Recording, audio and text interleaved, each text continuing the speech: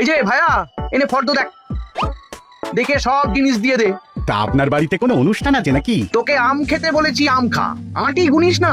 একদম 1 নম্বর জিনিস চাই, রাজবাড়ির কালী পুজোর জন্য যাবে। আচ্ছা, তাহলে আমি রাজবাড়িতে পৌঁছে দেবো। অত উপকার করতে হবে না, মাল বাওয়ার জন্য আমার 2জন পালোয়ান আছে, গরুর গাড়ি আছে, ওরাই নিয়ে যাবে। তুই শুধু একটা পাকা রসিদ বানিয়ে আমার হাতে দিস, মহারাজ তোর পাওনা মিটিয়ে দেবেন। ঠিক আছে, আমি সব দিচ্ছি।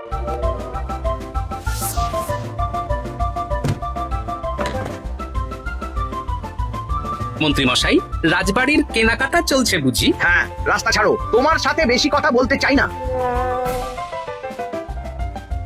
এই চল চল চল।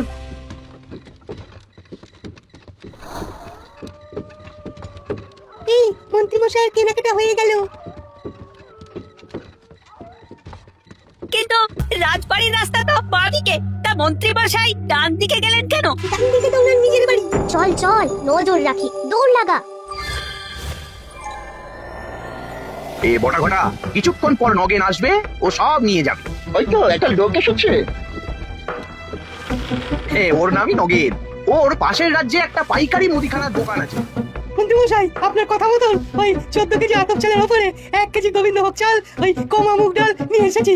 এবার শুধু বস্তা অদল বদল করে ফেলো, আর আমার পাওনা অর্থ দিয়ে দাও। নিশ্চয়ই নিশ্চয়ই।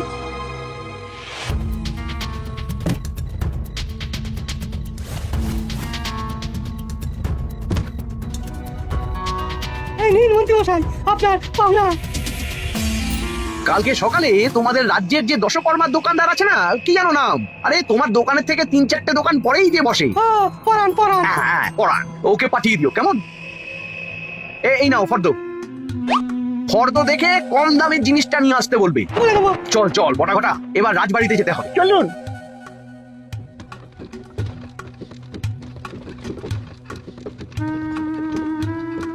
ওরে বাবা রে বাবা, মন্ত্রী মশাই কি চতুর। ব্যাপারটা গোপাল দাদুকে জানাতেই হবে। হ্যাঁ হ্যাঁ, চল চল। গিন্নি, নাও তোমার জন্য প্রদীপ সলতে এনে দিয়েছি। উদ্ধার করেছো? এবার শান্তি।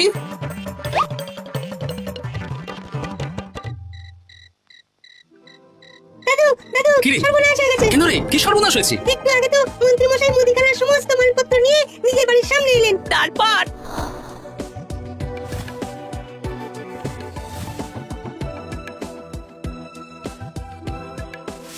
পুলিশ কি রে?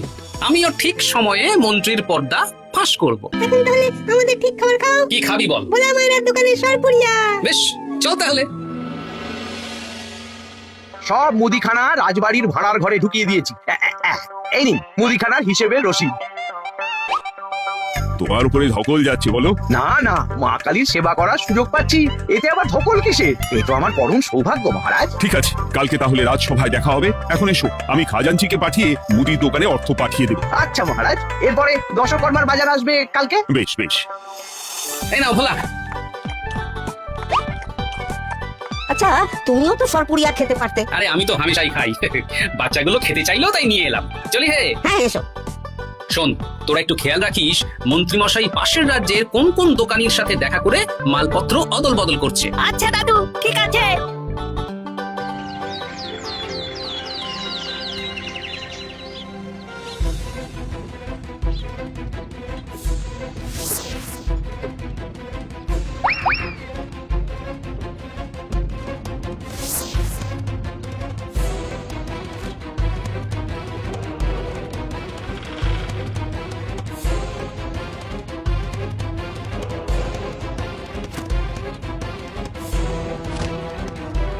তাহলে পড়ান, সব হিসেব বুঝে নিলে এবার দাও আমার প্রাপ্য। এই নিন। আচ্ছা, এই ব্যাপার।